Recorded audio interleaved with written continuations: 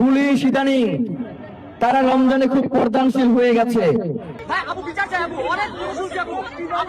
তারা ইদানিং মুখ না ডেকে কোনো জায়গায় বের হইতে পারে না, এমনকি টিস করবার ভয়ে তাদের নেম প্লেটটাও তারা ঢেকে রাখে, যাতে পরবর্তীতে তাদেরকে আইডেন্টিফাই করা না যায়।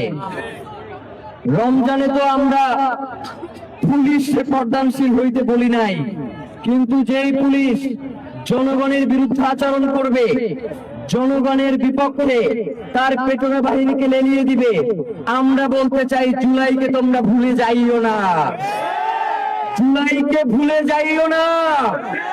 জুলাইয়ে 50,000 পুলিশ নিখোঁজ ছিল, যারা পরবর্তীতে চাকরিতে জয়েন করে নাই। এখন সেই নিখোঁজের পরিমাণ হচ্ছে 20,000। তার মানে বাকি 30,000 খুনি এখন পুলিশে আবার নতুন করে জয়েন করেছে।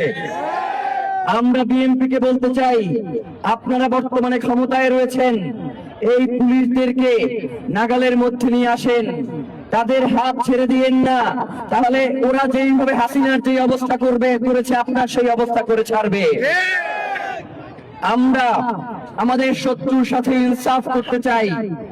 আমাদের যেই ভাইটাকে ইনকিলাব মঞ্চের প্রোগ্রামে শুধুমাত্র তার দাড়ি টুপি এবং জুব্বা পরার কারণে বেধড়ক পেটানো হয়েছে, আমরা দেখেছি। গতকালকে যারা দুঃখ পেয়েছে ওই দিন তারা উল্লাস করেছিল, কিন্তু আমরা গতকালকে উল্লাস করি নাই।